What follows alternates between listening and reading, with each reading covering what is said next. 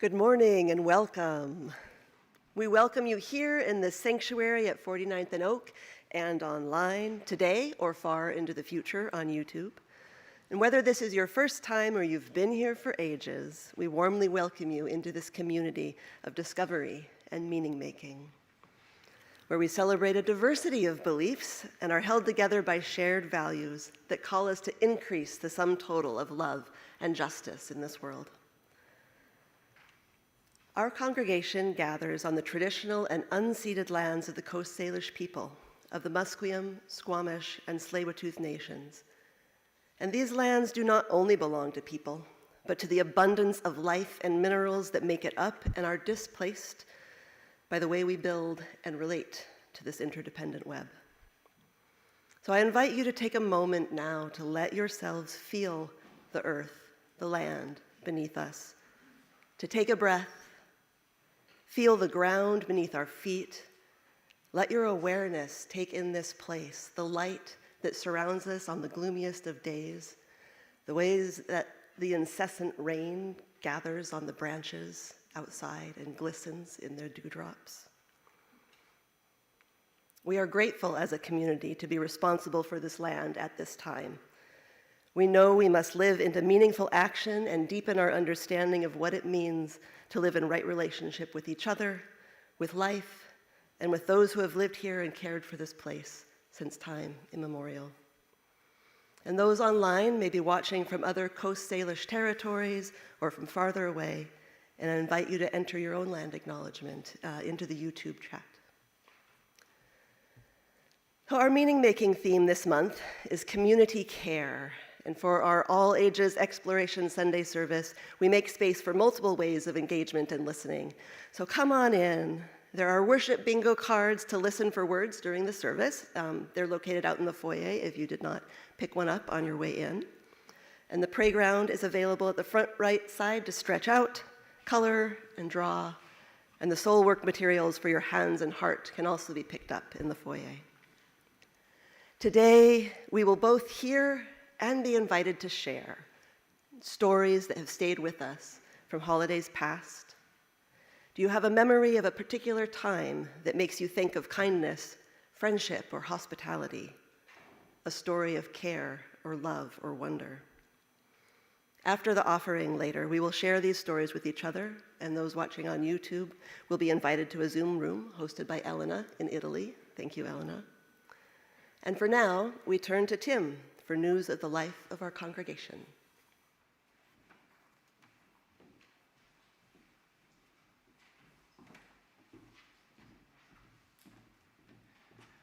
Good morning.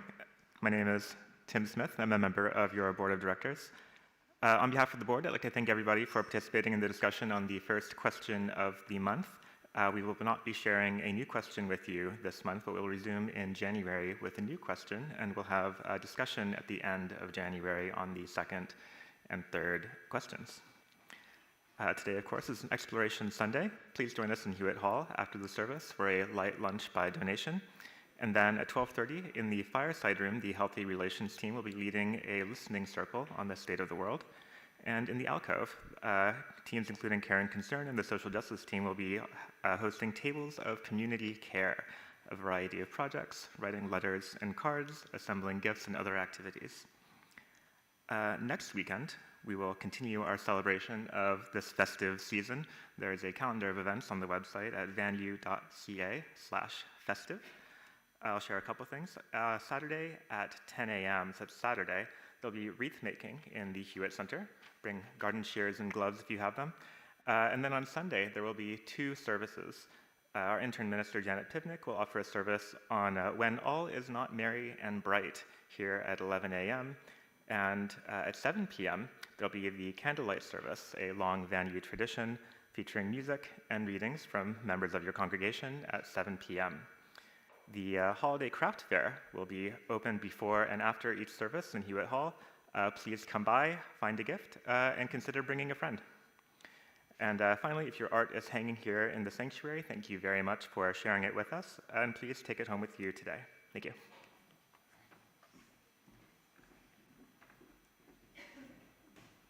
And now let us take a moment to rise in body and spirit and greet our neighbors.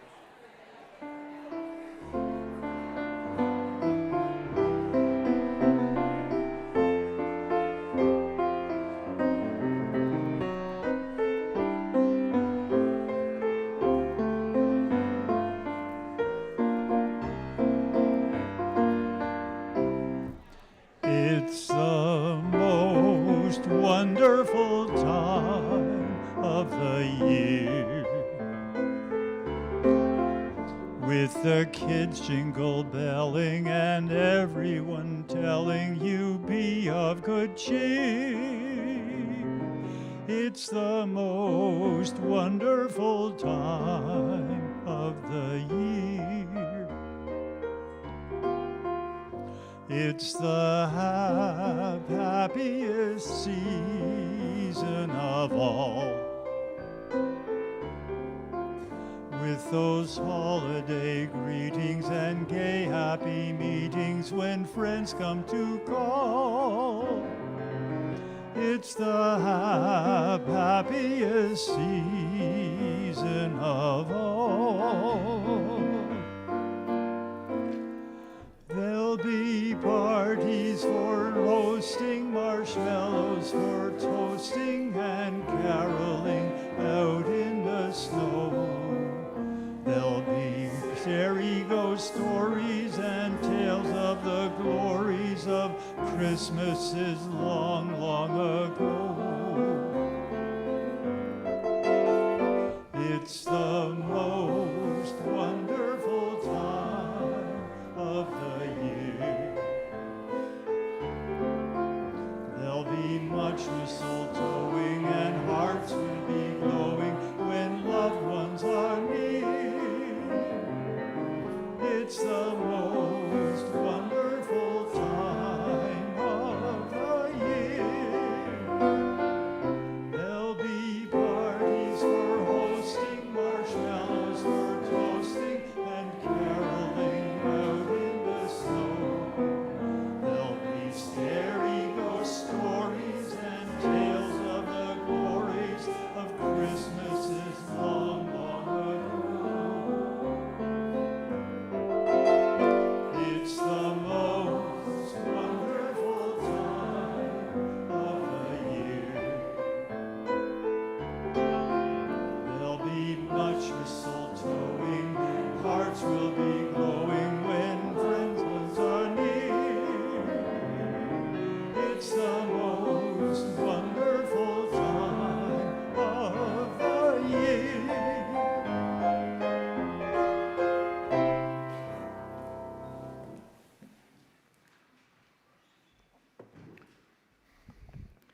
Well, that's kind of a lot, isn't it?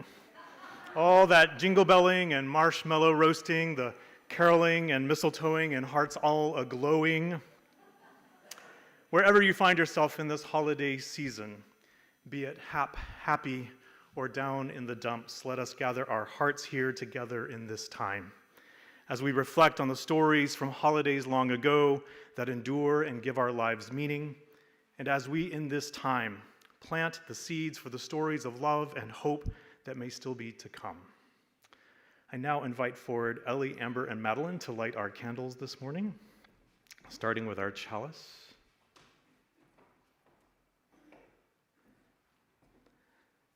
Together we light this chalice.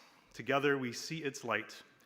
With kindness and in deep bonds of community, with love for the human family and all its variety, with reverence before the world and its teeming web of life, may we care for our earthly home and for each other with courage, with love, and with justice.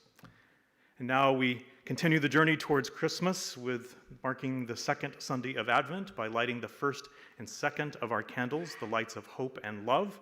And as the candles are being lit, let us sing the first two verses of There Is More Love Somewhere, with the verses for love and hope. You can remain seated for this.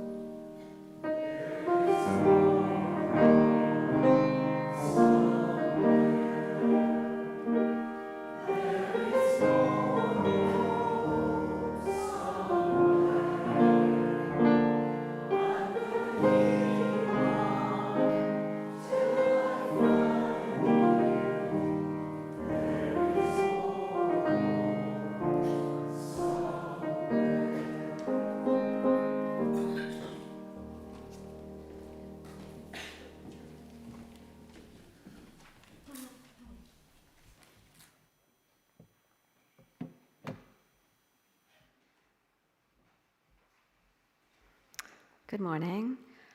My name is Karen Thoreau, and Ralph is my candle lighter. We take time in every service to share our celebrations, our sorrows, our joys, and our concerns by lighting candles together. Some of you have made requests through the YouTube chat, through our website, or here in our sanctuary in our book of celebrations and concerns. As each candle is lit, please take a moment to hold each request in your heart and join us at the end in saying, "We light these candles together." We light our first candle for the peace of the world and the well-being of all. As a community of compassion and care, we continue holding in our hearts refugees and immigrants anywhere who are denied justice, people of the world who are rising up to hear their voices heard, and people everywhere whose lives are touched by violence, war, poverty, or hunger. May they be well. We have several requests today. Mina Wang sends greetings from Hong Kong. She requests a candle for the victims and the over 4,800 families without homes as a result of the horrific fire in Tai Po, Hong Kong. Mina says it's hard being in Hong Kong, away from friends and community in Vancouver. And she adds that thankfully the YouTube channel's broadcast of Sunday services keeps me connected to Van Yu. Christopher Warren says, "Please light a candle in celebration of the wonderful spiritual gift that I received in a sweat lodge yesterday. Grateful for my 1 year of sobriety." And Tomiko Suzuki asks that we please light a candle in celebration of new parents Midori and Dan at the birth of their first child, a baby boy so far only known as the Niblet. All are doing well, and new grandma Tomiko is over the moon with joy. We light the final candle for ourselves, for our unspoken joys and sorrows. Please join me in saying, "We light these candles together."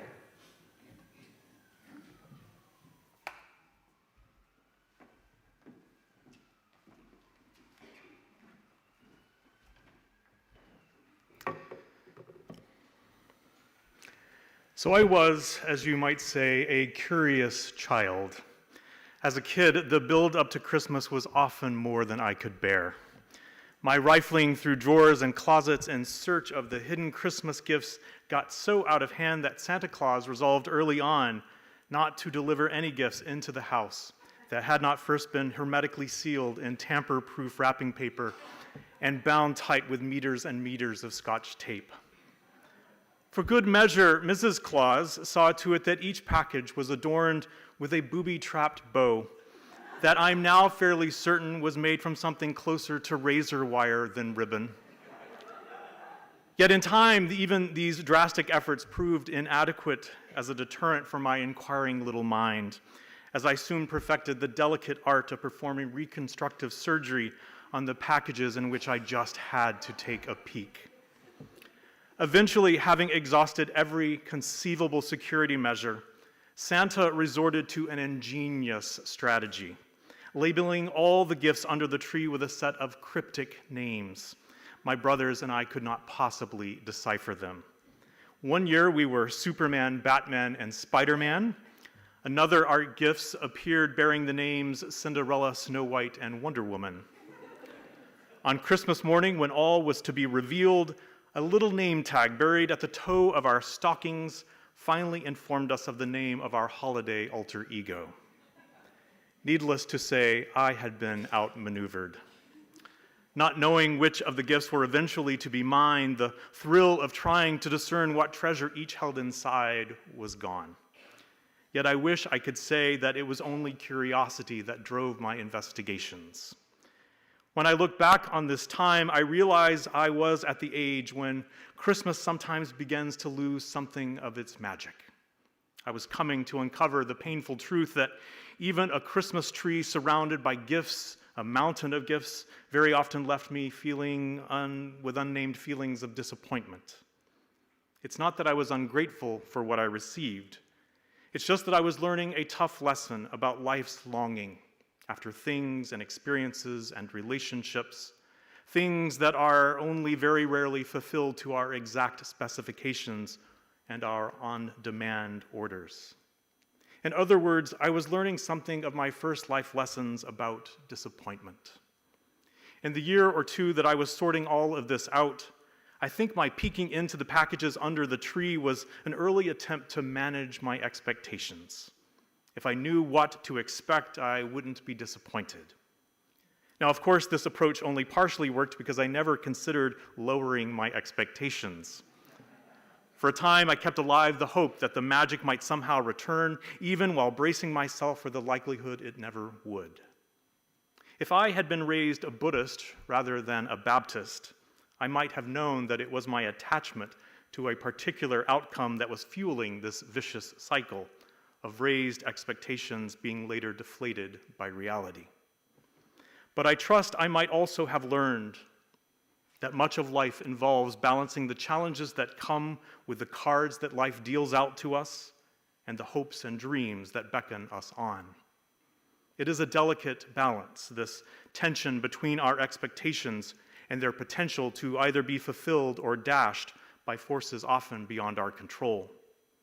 Holding this tension in balance is hard work. It is the work of being human, and I would suggest it is some of the sacred work of this season. Some 50 years on from those days of trying to outsmart Santa, I've changed, I'm glad to say. I have more patience and I'm better at accepting what is. But I still have this longing within me that is my quiet companion through these days of December.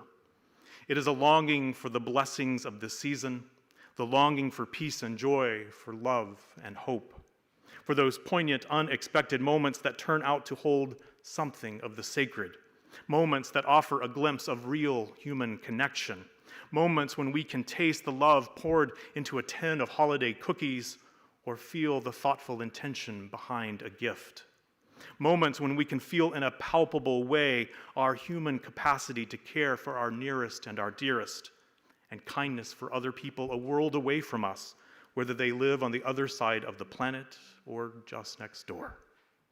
Those moments when we transcend the stuff of our daily lives to imagine what it would mean if we lived into the peace that we dream of, if we were at last to move into the possibility of a more just and loving world. So this deep longing that I still feel, and that I suspect many of you do too, is what I am on the lookout for this and every holiday season. Rather than peeking into whatever gifts may be under the tree, these days I find that I am looking for gifts everywhere I go, on the bus or at the grocery store, when I'm waiting in line at Canada Post, or when I'm passing a person on the street.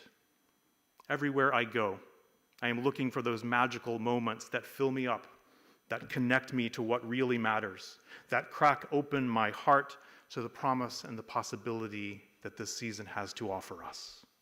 Those moments that cause my heart to grow 3 sizes, those moments that replace bah humbug with God bless us, everyone. May we all be on the lookout for such moments in this season.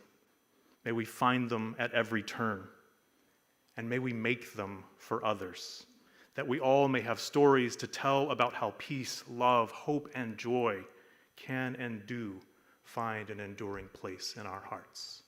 So may it be. Amen.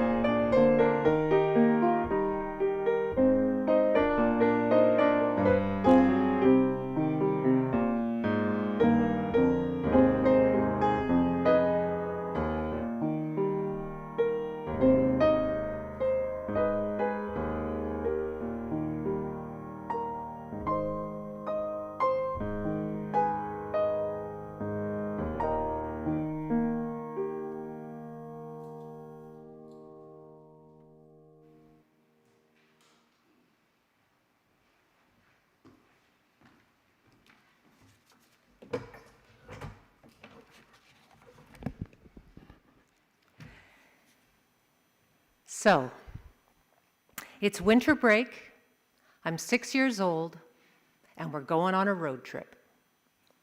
Our old Rambler station wagon with the fake wood paneling is rambling down the highway, and we're all rambling around inside. There's no seatbelts in those days. And we are so excited because we are on our first ever pilgrimage to the Magic Kingdom, Disneyland, USA.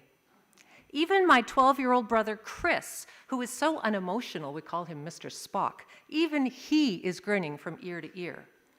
And then there's Phil, next in line, a bit of a troublemaker, a big James Bond fan. Even he has already plotted how he's going to break into the witch's castle and free Snow White. And then there's Lori, just a few years older than me. She's kind of the Eeyore of the family. If something can go wrong, it will go wrong, and we'll never make it. And then there's me. I'm the runt of my litter. I get to sit in the very, very back with the suitcases and my dog, Shadow. He's the runt of his litter, too. And so we drive. And 3 days later, we're still driving. Only now we're in the mountains of Northern California, in the middle of nowhere, in the middle of a snowstorm, in the middle of the night. Everyone's sleeping except my parents, and me, of course. I'm spying over the suitcases.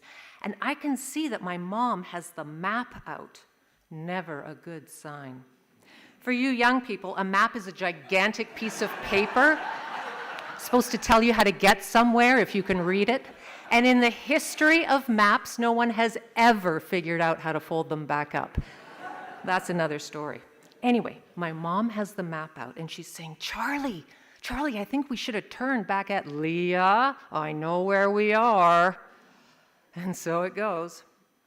I'm really trying to fall asleep, but I keep thinking about mice that can talk and elephants that can fly. But just as I'm trying and starting to doze off, there's suddenly this enormous crash. My dad slams on the brakes. I go flying through the air, smash into the dashboard, land at my mom's feet. The Rambler's spiraling over black ice. And we stop. Is everyone okay? Says my mom, picking me up. I nod. Is everyone okay back there? Everyone's okay back here, reports Mr. Spock. Are you sure? Even Shadow? Oh, he's shaken but not stirred, says Phil. I hurt my finger, says Lori. Shut up, says Phil. Okay, nobody panic, says my dad. Let's get out of the car. So we get out of the car. The back end of the Rambler is completely smashed in. There's gasoline spilling all over the snow, making a really weird smell. Okay, nobody panic, says my dad. Let's walk. So we walk. Single file, army style. I'm holding my favorite toy, Mighty Mouse, over my nose and mouth to keep me warm, and the cool thing is I can see my breath go right through it.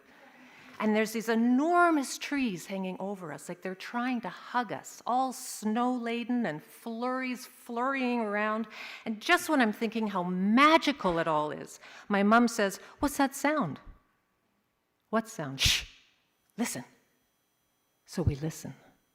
And then my dog starts making this deep, low growl, really fierce, like I've never heard before. And before we can stop him, he bolts into the dark forest and he attacks something, and there's howls and barks and screams and breaking branches, and my dad and Chris run into the forest after him, yelling, "Shadow, Shadow!" And finally, when they emerge, crunching footsteps getting closer and closer, my dad is carrying a mass of bloodied, whimpering fur in his arms, and Chris is behind him, trying not to cry. "Oh my God," says my mom, "we have to get him to a vet." "There are no vets out here," says Lori. "Shut up," says Phil. "Okay, nobody panic," says my dad. "Let's walk." So we walk. Single file, army style. The cold is now seeping right through my feet and my fingers. I can't feel them anymore. But Mighty Mouse and I are not giving up. We are saying a prayer. "Stay with us, Shadow, stay with us. We're going to save you. Mighty Mouse and I, we are going to save you." And my eyes are welling with tears, and I notice a blurry light off to the left, and I say, "Hey, Mom, what's that?" And she says, "Oh my God, Charlie, look."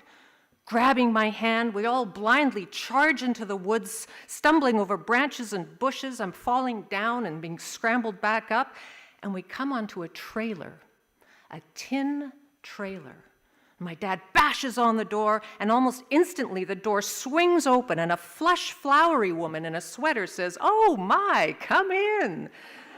And then this gnarly oak tree kind of a guy says, "You can put your dog down over there." And the flowery woman leads us kids into a little living room, and she sits us on the floor in front of a black and white television set that's playing reruns of Daktari. And she feeds us hot cocoa and graham crackers, and we eat and we drink and we eat and we drink, and it's so warm. So we lie down on the rug and we fall asleep, even though Shadow is crying and crying and crying. And I wake up the next morning because my mom says, "Merry Christmas, Di."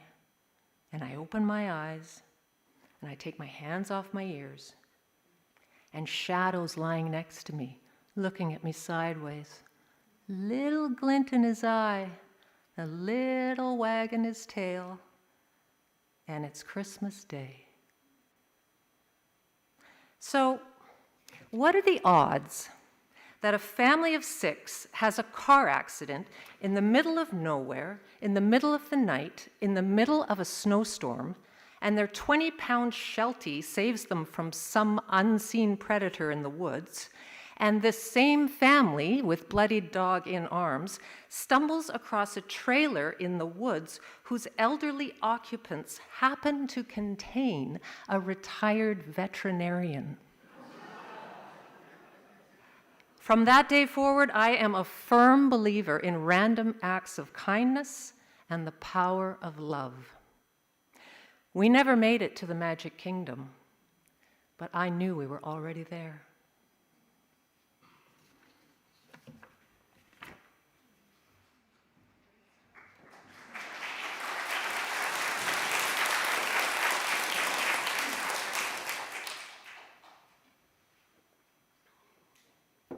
What an incredible and life-affirming story, Diane. Thank you so much for sharing that beautiful, beautiful story with us and that bit of magic. So we may not all have as dramatic a story to share off the top of our heads, but however long our life has been so far, many of us do have stories of random or not so random acts of kindness, moments when we have been shown care that sticks with us. So I invite you now, as the offering is passed, to think of your moment. What is your story of kindness, care, or the thing that makes this season shine for you? And after our affirmation of gratitude, we will speak together in groups of 3 or 4 and share our stories with each other. And you don't need to share out loud. You may listen to others, or you may want to draw instead. And folks online, you'll be able to join a Zoom room for sharing. So I invite you during this time to think, what is your moment? So we collect an offering each week to support the work of this congregation, and the offering collected represents the gifts that each of us bring to our community, gifts of time and money, creativity and kindness. If you are able to give money, we will pass baskets, or there is a phone number on the screen, and you can text your donation amount. A part of our offering is given to support the broader community through the Outreach Opportunities Fund each week. Our recipient through February is the Raven Trust, and you can read about them in the order of service. And now I'd like to invite the ushers to come forward and Elliot to play for us.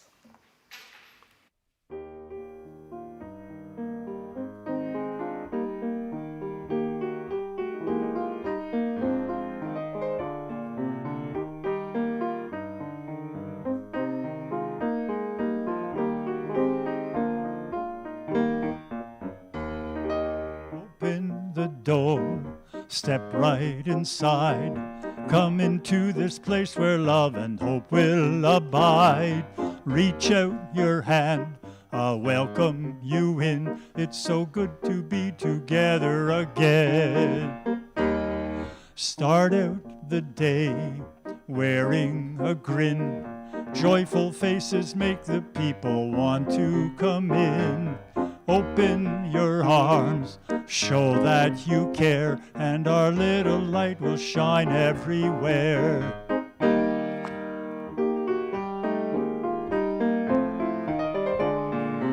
When you're in pain, trouble, or doubt, let the love come in to help the hurting get out. Open your heart to share how you feel, and we'll build a place of love that is real. Open the door, step right inside. Come into a place where hope and love will abide. Reach out your hand, I'll welcome you in. It's so good to be together, so good to be together, so good to be together again.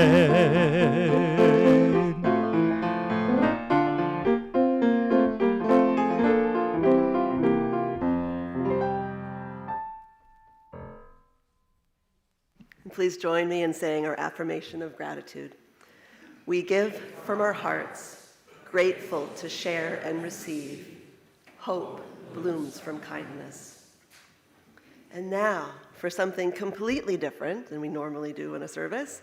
So look around you, see who is in front, behind, and beside you. And after I'm done explaining things in just a moment, I invite you to cluster yourselves into groups of 2, 3, or 4. Make sure no one is left out. And you do not have to speak, but I hope everybody will at least listen. And children, look for an adult you know, a parent or other person you trust and feel comfortable talking to. And those online, you can note the short link and QR code on the screen here, and that will let you into a Zoom room with other online viewers. And Elena will help you to break out rooms for this discussion time. If you're on one device, you will probably want to stop the YouTube when you enter the Zoom room, just for sound feedback. And Elena is in touch with Kiersten and will know when to call you back into the room, and you can restart the stream. So in these small groups, you have about 8 minutes to share a moment, your story of kindness, care, or the thing that makes this season shine for you. So please, everyone, take this time to listen to the wisdom and the magic among us.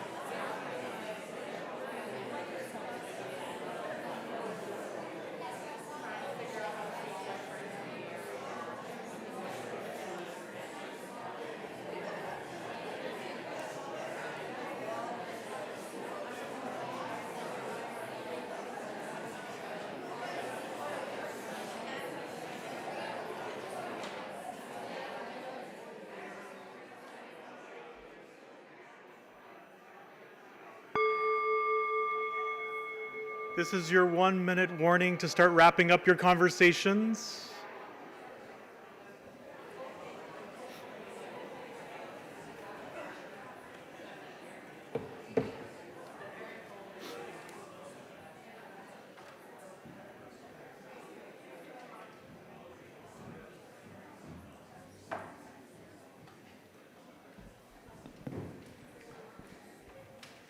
So we just knew that you would have stories to share, so I'm so glad you got into the swing of things.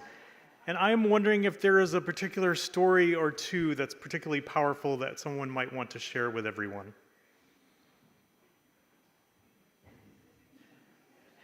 And I thought that might happen too, and that's okay. There's one. Thank you. Hello, everyone. Sure. What I wanted to share is not an old story. I'm an immigrant. I came here around 5 years ago, and I'm Muslim. Then we don't celebrate Christmas, but it was a, thought process that what I need to do now. And then I found, okay, why not? It's an opportunity to have more celebration, more kindness. And now we have 2 New Year, we have Christmas, and we have all of our Persian things. Then we have more festive time, more joy, and more kindness. Thanks for having us. Thank you. Anyone else? Carol, I'll invite you up here then.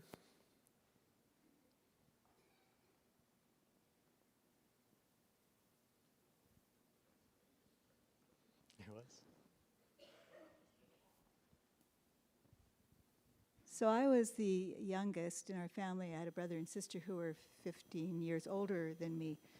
And I lived in a small town of Kiersten, BC. And my brother and sister moved to Edmonton, which was really devastating to me because they were like my surrogate parents. My parents were busy running a farm. And this story is about the story of my brother in that he would come home with these beautiful boxes, so they would drive all the way from Edmonton. And I never appreciated the distance and the snow that they had to come through and the danger that they came through. And he would have these beautiful boxes of clothes that he would give me. They were just gorgeous. It put me ahead of everybody else in school. One of the gifts was a fake fur coat, which I wore with just great pride. I had this coat. Well, the story I got from my brother, who's very tall, very masculine looking, who didn't really hang out with women much. And he would go into a clothing store in Edmonton and he'd find somebody who was about my size. And he'd ask them to choose something for me. And so this person, whoever he chose all those years, was amazing. Because I had all these amazing clothes. I mean, I was a farm girl, and the city girls had all these, or the town girls had all these great clothes. And of course, they weren't shoveling manure like I was, and gathering eggs and helping my mother. But I did really well in terms of my brother until he met Blanche. That was the end. I think I still have it in the bottom of a box, and it was a tea cozy. It was good while it lasted, right? It's a good story about the kindness of strangers. Anyone else? Well, the telling of these stories can continue as we move into the afternoon and have lunch, and through the activities that we have planned for you starting as close as possible to 12:15 today. So let us now rise in body and spirit to sing our closing carol, Deck the Halls.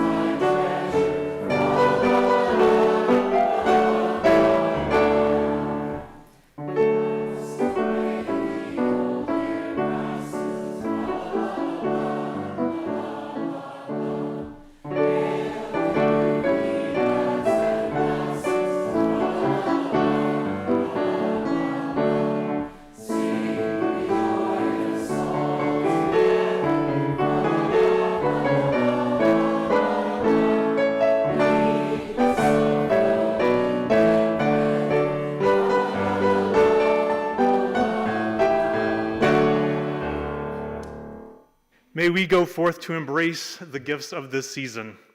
May we go forth to create the gifts of this season. May we go forth to give the gifts of this season. That in years to come, this will be a season to remember, filled with moments full of meaning and love and hope. So may it be. Though we now extinguish our chalice, let us carry its light out into the world with us as we sing.